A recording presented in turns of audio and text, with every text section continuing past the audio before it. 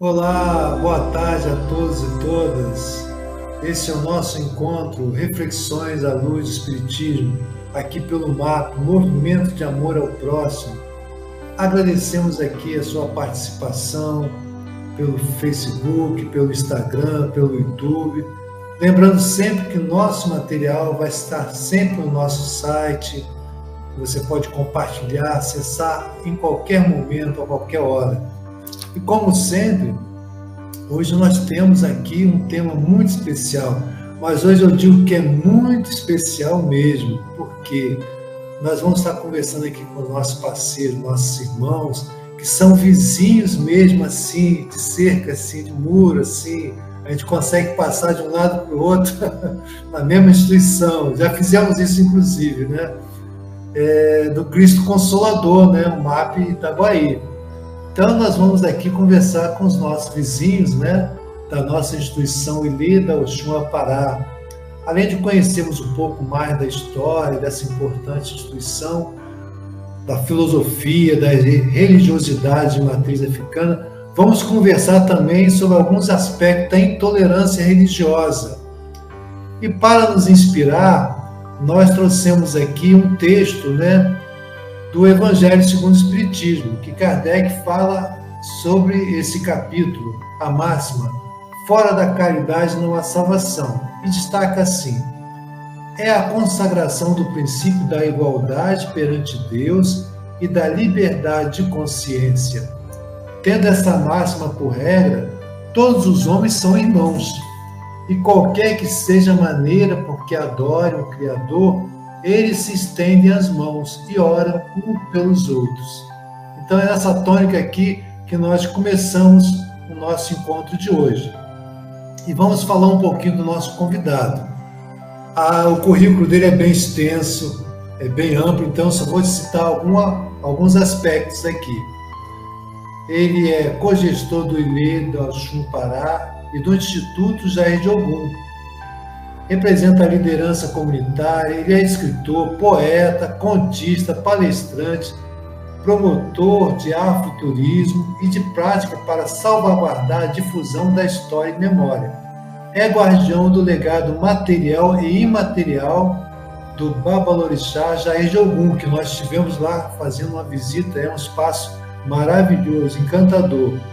Ele é professor de Sociologia e Filosofia, é bacharel em Humanidades e licenciado em Ciências Sociais pela Universidade da Integração Internacional da Lusofonia Afro-Brasileira e mestrando em Relações Étnico-Raciais pelo Cefet. Estamos falando aqui do nosso querido Leonardo Lázaro Fazlon, o Ogum Fazlon. Boa tarde, Leonardo. Boa tarde, Birajara, meu amigo, meu irmão querido, nosso vizinho, parceiro aqui do município de Itaguaí, no bairro de Santa Cândida, né, nossa grande terra de acolhimento, né, e de prestação de serviços à nossa sociedade. Um prazer estar aqui com você, estar aqui com os nossos internautas, né?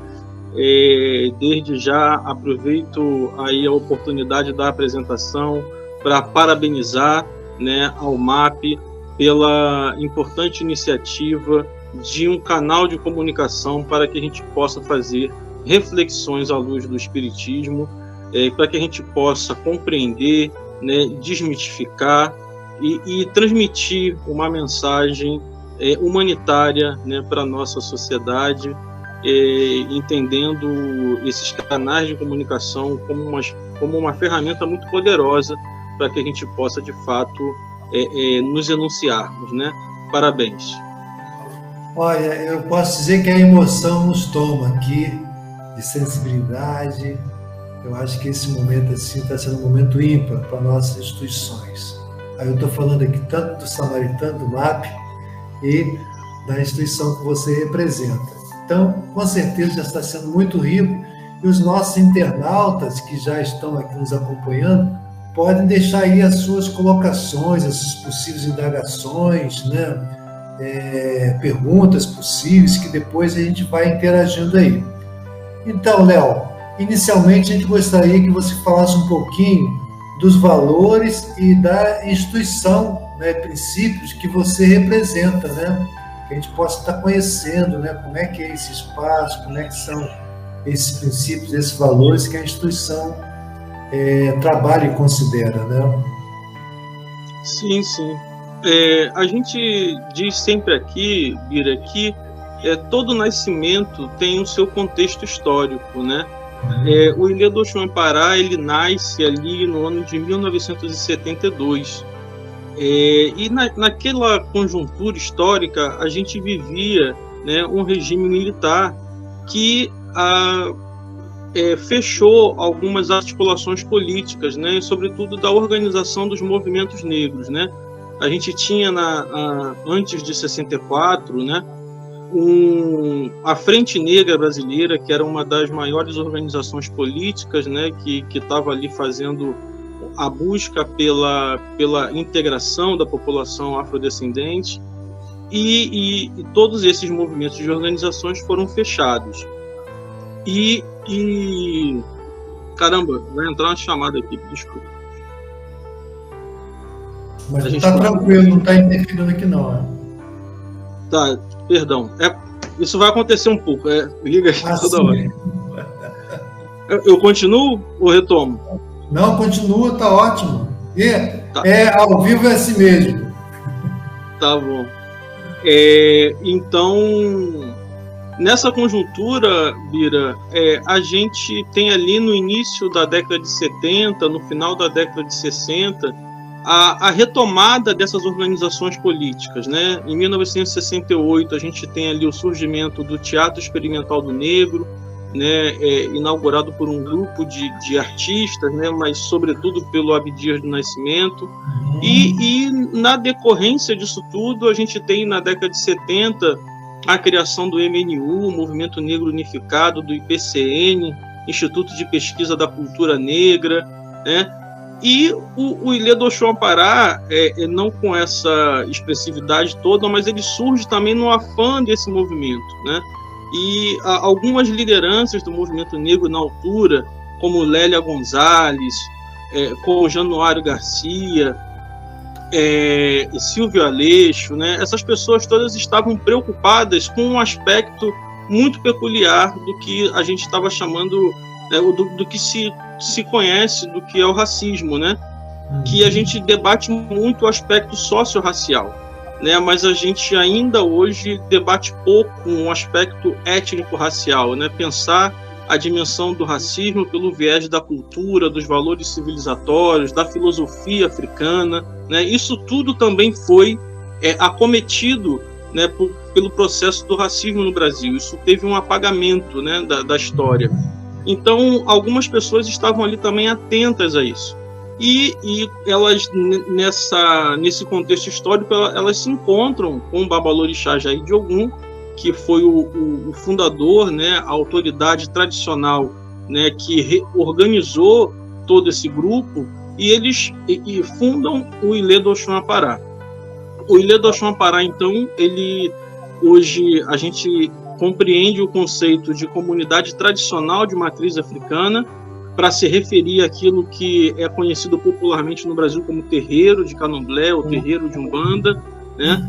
Então, hoje a gente tem ali uma legislação que está em tramitação, mas existe um marco conceitual que vai definir o que são povos e comunidades tradicionais de matriz africana, falando dos nossos espaços territoriais, falando, né, da nossa existência tradicional. Então, ele surge nessa conjuntura. E com isso, tem-se a necessidade da salvaguarda, né, do que são os valores civilizatórios africanos, a filosofia, as culturas, os modos de vida, né? Isso tudo, então, está dentro de uma perspectiva de salvaguarda da memória e da história africana trazida para o Brasil no processo da escravização. Então, esse é um pouco do cenário do surgimento do Ilha do Oxum-Pará, que tem essa função, né, Bira? Agora sim, Léo, você citou, né, aqui a figura de Jair de Ogum, que é o seu pai, né? Então, assim, fala um pouquinho da trajetória dele, porque a gente conheceu muito, eu, por exemplo, né? Antes de conhecê-lo lá pessoalmente, lá no contato lá na obra de Itaguaí, tivemos algumas vezes, né? Conversando com ele, conheci através da imprensa, do rádio, né? Então, se fala um pouquinho desse percurso, do que ele trouxe, o legado que ele deixou e o desafio da instituição hoje de dar continuidade àquilo que ele veio antes, né? Isso é muito importante, né? A nossa tradição, ela um dos pilares da nossa tradição é a ancianidade, né? É o respeito incondicional ao mais velho, aquele que veio primeiro, aquele que retornou primeiro à massa de origem, né? Porque isso traz para nós a experiência, né? E para a gente a sabedoria, o conhecimento, ele está a partir da experiência, né? Então, talvez um pouco na contramão da nossa sociedade hoje, né, que vai trabalhar uma ideia de idoso, uma ideia, né, de pessoa, né, de convalescência, a gente tem nas pessoas mais antigas um respeito muito incondicional, né, é o pilar de tudo aquilo que a gente faz, né, porque o nosso conhecimento, a nossa tradição, ela é transmitida pela oralidade, né. Então, eles são os fiéis depositários da nossa cultura, né? Tem uma frase muito importante de um escritor chamado Amadou Rampateba, que ele fala a cada ancião que morre é uma biblioteca que se queima. Né? Então, isso é a nossa grande filosofia, né?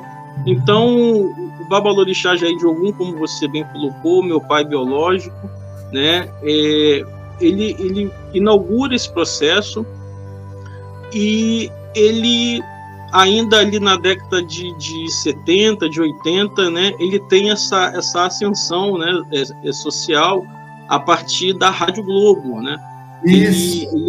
Então é isso que torna ele ali, né? Muito conhecido naquela altura, né? E ele, a gente pode se dizer assim, né? Que ele foi uma das primeiras pessoas, né, a estar ali em cadeia nacional falando a palavra axé, né, trazendo essa quebra de paradigma dentro da sociedade, que era colocar a religiosidade de matriz africana dentro da linguagem da comunicação nacional. E a rádio naquela altura... Era tão necessário naquele período e ainda continua muito necessário, né? Exatamente. A gente precisa lembrar que naquela altura a rádio tinha uma potência muito grande, né? Então ele estava na Rádio Globo. Se não me engano, era o programa Haroldo de Andrade? Um programa do Haroldo de Andrade, no Manhã da Globo. Então era o programa de maior audiência da Rádio Globo, que era a rádio de maior audiência naquela altura, né? Então era isso. E aí ele tem ele surge com essa perspectiva de construir esse espaço. Qual era a ideia dele, né? Que ele construísse e não foi uma ideia, né? Foi, vamos chamar assim, de uma missão, né? Ancestral que ele recebeu, ainda jovem, com 16 anos, que era construir um espaço, um território que estivesse a serviço, à disposição para as comunidades tradicionais de matriz africana. Então, ele construiu o Ilê do Oxum-Apará, que tem hoje em torno de 50 mil metros quadrados, é um território étnico-ecológico, como a gente chama, que possui muitos elementos e espaços que extrapolam uma noção de um espaço sagrado, só de um espaço religioso. Ele é também um espaço filosófico, de pesquisa, de conhecimento, né? Ele construiu uma biblioteca, um acervo etnográfico, memoriais, né? Então a preocupação dele estava muito na salvaguarda da memória e da história e da tradição, né? Então ele não se restringiu à prática meramente religiosa, mas entendendo também o fazer social. Quem é aqui do bairro sabe das obras sociais que ele manteve, né, com a entrega de cestas básicas, com encontros, né, atendendo as famílias. e muito preocupado com a cultura, muito preocupado com a pesquisa. Então, hoje a gente, quando a gente se coloca como guardião do patrimônio material e imaterial, a gente está pensando essa dimensão da continuidade do legado dele, né, que é não perder essa capacidade de entender o que ele estava querendo dizer, né, porque ele não escreveu, mas ele materializou nas suas construções, ele materializou em cada árvore que ele plantou. A gente discute muito hoje a possibilidade da construção de uma hermenêutica do Jair de Ogum. O que quer dizer isso? É como é que a gente interpreta filosoficamente a construção material que ele fez, né? Quais foram as mensagens, o que ele estava querendo objetivamente dizer com isso tudo, né? A partir de todas as subjetividades que constituíam a sua existência, né? Um homem descendente de indígenas, um homem negro, o que passava, o que definia ele, o que motivava ele a fazer isso, e quais são as mensagens que estão que podem ser transcritas, né, a partir de toda a sua obra, né, que é uma obra muito extensa, como você já teve aqui, né, e bem conheceu. Eu queria só ressaltar, Bira, uma peculiaridade, assim, quando você fala da gente falar do nosso pai. Eu acho muito curioso, assim, porque é uma coisa até que nos conecta. Ele se autodeclarava também um espiritualista, né? Ele, apesar dele ter esse título na tradição do povo Yorubá, né, do Candomblé Yorubá, que é de Babalorixá, ele, quando se apresentava publicamente, então ele se apresentava como um espiritualista Jair de Ogum. Por que eu estou ressaltando isso, né? Porque ele trazia essa dimensão, né, da espiritualidade, né? E aí a gente, quando vai falar de religião, se a gente não entender o que é a espiritualidade, o que a gente está chamando de espiritualidade africana, a gente tem uma compreensão falha desses processos, e acho que é isso também que acaba levando a essas incompreensões, essas mal interpretações. Perfeito. Então, assim, o tempo passa rápido, né? Já estamos aqui com a metade do tempo, né? Mas, assim, você que está chegando agora aqui no nosso canal, né, pelo Face, Instagram, YouTube, no nosso querido Movimento de Amor ao Próximo, MAP, estamos aqui com reflexões à luz do Espiritismo. E hoje tendo aqui um contato muito, muito especial do nosso querido irmão, querido parceiro. Ele é exatamente vizinho da nossa unidade do MAP, Cristo Consolador Itaguaí, né? Ele representa a instituição Ileda, Oxum, Apará e os institutos da Jair de Ogum, né? Lembrando, é importante lembrar, né? Filho do nosso querido saudoso Jair de Ogum. E nós estamos conversando aqui sobre alguns aspectos, né, da filosofia, da cultura da memória, e nós já estamos deixando aqui, Léo, um convite para o próximo encontro, para a gente falar especificamente sobre a questão da intolerância religiosa, que é uma questão extremamente desafiadora, que todos nós, né, temos que comungar esforços para que isso seja vencido, né, que essa pacificação seja feita, e principalmente as entidades, né, que são de matriz africana, que são as maiores vítimas, né? E eu queria, assim, que você pudesse detalhar um pouquinho mais para a gente agora. Você já falou, mas, assim, do que se baseia a filosofia da religiosidade da matriz africana. O que é realmente, assim, um dos pilares, embora você já tenha falado, né? E aí, nos últimos 12 minutos que a gente já tem aqui, o que você pode colocar, assim, quais são os fundamentos que são considerados, são alicerçados, né, quando a gente fala da cultura, da filosofia de matriz africana? O que a gente precisa saber, o que a sociedade desconhece e que é necessário saber? Ô Bira, muito obrigado pela sua pergunta. É uma questão muito importante. Como eu disse, espaços de enunciação são fundamentais para nós. Eu gostaria de responder a sua pergunta trazendo uma coisa que está muito em voga, né, hoje, mas que eu acho que ela, tratada de uma forma séria e coerente, ela consegue responder a uma plenitude da sua pergunta, né, que é a ideia da filosofia Ubuntu, né, Ubuntu. Filosofia Ubuntu, ela é do povo Banto, né, mas como tem um importante intelectual africano, né, que é o Cheikh Anta Diop, ele está dizendo de que existe uma unidade cultural africana, né? O que ele quer dizer com isso? Mesmo que cada etnia, cada grupo humano possua a sua especificidade, né? Existe padrões, né? Civilizatórios que estão presentes em toda essa herança africana, essa herança cultural africana, né? E a filosofia Ubuntu, ela meio que traduz um pouco isso. O que ela quer dizer objetivamente? Ela está dizendo que a gente só existe, né? A nossa existência ela só é possível porque existiu aquele que veio antes de nós, existe aqueles que estão aqui conosco, né? E existe aqueles que ainda irão ser materializados, né? Ou seja, a filosofia Ubuntu está dizendo para nós que a nossa existência precisa se preocupar com a nossa ancestralidade. A gente precisa ter responsabilidade com os que vieram primeiro, com a história e com a trajetória deles, né? A gente precisa se preocupar com o próximo, aqueles que estão aqui, né, vivendo essa vida, essa existência conosco, e a gente precisa se preocupar com aqueles que ainda virão, né, mas que já existem no plano ancestral, no plano espiritual. Então, isso dá uma lógica, né, de interação da nossa existência.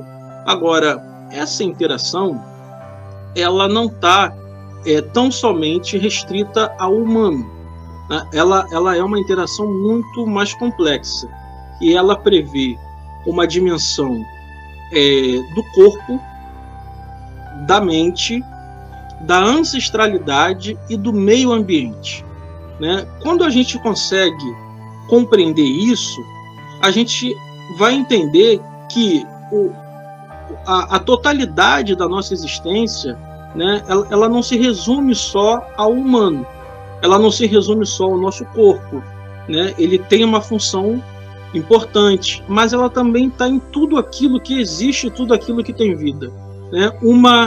A nossa relação com o meio ambiente ela é fundamental, né? Então, toda a nossa forma de se comunicar com o mundo intangível, com ancestralidade, é através dos elementos da natureza, né? Então, a natureza ela também nos constitui, né? Então, a nossa tradição ela também está pautada naquilo que existe na natureza, no mar, no rio, na mata, né? No ar. Então, tudo isso constitui uma existência para nós. Então, isso é um pouco do que eu poderia dizer, de forma muito breve e sucinta, do que é uma filosofia que constitui as tradições de matriz africana a partir da filosofia Ubuntu. Nossa, é fantástico. A gente vê as conexões, né? Nada está isolado, né? Com o próprio fundamento da doutrina espírita. E aí você fala sobre a questão da ancestralidade e tal, algo que é muito trabalhado também na constelação familiar, né, do Bert Hellinger, né? Que traz fundamentos para reconhecer quem veio antes, né? É a gratidão, né? Quando a gente não consegue fazer esse processo de reconhecimento e gratidão, a gente não consegue avançar. Agora, Léo, nos últimos minutos que a gente tem aqui, né, são mais 7 minutinhos, você pode, quando você fala assim da natureza, você pode dizer para a gente assim, as práticas, na prática religiosa, que se envolve com a natureza, a questão do banho, né, não sei se a gente fala assim de trabalhos, né, quando você não tem que fazer aquilo, né, como é que isso é feito, como é que a gente pode explicar isso para quem não tem o conhecimento dessa ligação que você falou, nossa, a questão do meio ambiente, o planeta está aí sofrendo, né, então estamos aí nas emergências climáticas, né, e o que você traz é que sempre houve essa preocupação com essa questão da natureza, essa interação desconhecida de muitos de nós, né? E na prática, como é que isso se dá de fato assim? Eu não sei se a gente fala prática ou ritual, como é que a gente expressa essa questão do fazer ali quando envolve a questão da natureza, das práticas religiosas? Assim, pode ser tudo isso, Bira. É importante isso que você coloca, porque assim, quando a gente vai falar, existe, né, o racismo é racismo, e ponto final, mas existem expressões que a gente pode entender uma forma mais específica. Existe uma expressão, né, que se tem, que é o racismo ambiental.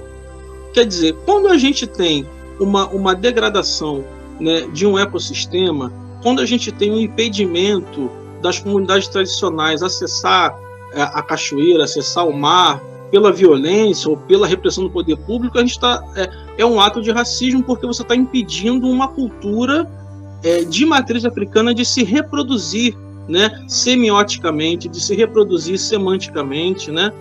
Então, só para contextualizar isso, tá? Porque isso é bem importante. Agora, essa noção que você trouxe, eu posso trazer a partir do povo iorubá, né? Que aí é uma outra discussão, a gente falar um pouco da configuração dos povos tradicionais de matriz africanas que ocupam o território brasileiro. Eu falo a partir da compreensão do povo iorubá, que é a palavra axé. Eu enfatizo isso para que não pareça que... Né, porque existem outras compreensões, até de nomenclaturas, que vão trazer outros sentidos, tá? Mas o axé, ele é isso. O que é o axé? Né? A grosso modo, ele é uma energia vital, né? Tudo aquilo que tem vida, Bira, tem axé. Uma planta tem axé, um animal tem axé, né? As pessoas têm axé, o mar tem axé, porque o mar, para a gente, tem vida, né? A água do mar é viva. Tanto é viva que ela mantém outras vidas, né? A água do rio é viva, a mata é viva, né? E tudo que é vivo mantém outras vidas. Então, a gente, quando pega uma folha, por exemplo, para fazer um banho de ervas, a gente está trocando o axé. Um princípio que constitui o axé é um princípio da troca, da coisa mútua, né? Então, eu troco energia, eu me alimento de uma energia e eu repasso essa outra energia. E isso gera um conceito, né, que é um dos pilares que a gente pode entender, né, da pergunta anterior que você fez, que é da circularidade. Existem alguns princípios culturalmente estruturantes das tradições de matriz africana. Eu poderia dizer que a coletividade, a matrifocalidade, né, a ancestralidade e a circularidade, né, que é o que a gente está falando aqui. Então, esse exercício de pegar uma folha, ela tem vida. A gente é um sacrifício. Quando a gente pega uma folha, é como se a gente estivesse, de fato, matando ela, no sentido de se apropriar da energia dela, né? E a gente vai fazendo isso com tudo, né? Com os elementos que a gente consome, porque a gente só se alimenta, quando a gente come, a gente alimenta o estômago, a gente se alimenta porque a gente precisa de energia. O feijão tem energia, né? O arroz tem energia, da mesma forma uma planta tem energia. A grande questão, para finalizar aqui, é que a gente não alimenta só ao estômago, a gente alimenta ao nosso ori, que é a nossa mente, a gente alimenta a nossa ancestralidade, que são os nossos antepassados, né? E a gente alimenta ao meio ambiente também, a gente alimenta ao mar, a gente alimenta ao rio, à mata. Então, tudo isso é uma grande circularidade, é uma grande sinergia do que a gente pode chamar de axé. Nossa, que lindo! Muito lindo, muito lindo, muito ilustrativo, né? Então, Léo, nós estamos aqui chegando ao finalzinho do nosso primeiro encontro, e aqui já fica o convite para a gente falar no próximo encontro sobre a questão da intolerância religiosa, né, que permeia os nossos dias de tão necessária. Então, gente, a gente está aqui, os internautas estão deixando aqui suas questões, a gente agradece muito que vocês possam compartilhar esse material, seja relevância ímpar, e a gente vai estar aqui no próximo encontro com o Léo, mais uma vez, mas falando sobre a questão da intolerância religiosa, né? Ele trouxe hoje alguns fundamentos, falando um pouco da instituição, da ancestralidade, da herança, né, que o seu pai, o nosso querido Zé Jogum, deixou e que ele continua, né, nesse trabalho, né? É numa área que você falou que são mais de 50 mil metros, né? Uma área belíssima, tem o museu, tem a biblioteca, realmente vale muito a gente conhecer lá. E é nosso vizinho, é vizinho do Cristo Consolador, do MAP Itaguaí Cristo Consolador. Então, Léo, eu deixo aqui os últimos comentários finais, para você dar um até logo, né? Para que a gente possa agradecer esse momento que a gente está vivendo aqui e nos preparando para o próximo, que a gente vai falar desse assunto tão necessário que é a intolerância religiosa. Eu queria agradecer mais uma vez a oportunidade, Bira, dizer que o próximo encontro é um tema extremamente importante, que a gente vai entender, não só falar da intolerância, mas entender quais são as consequências dela. Eu acho que é isso. Eu acho que todo o processo, né, que a gente tem na nossa sociedade hoje, a gente precisa entender duas coisas: a origem e a consequência. Eu avalio que muitas vezes a gente só olha para a causa, né, a ocorrência. E a gente não adianta olhar para a ocorrência. Para que a gente resolva um problema, a gente precisa entender a origem do problema e a consequência que esse problema gera. Então é um pouco disso que a gente vai conversar. Parabéns ao MAP, né? Parabéns ao irmão samaritano, parabéns, Bira, pela coragem, pela oportunidade que você proporciona, né, para um bem social. Nós que agradecemos aqui em nome do MAP, né? Em nome do Samaritano, do qual eu represento aqui também.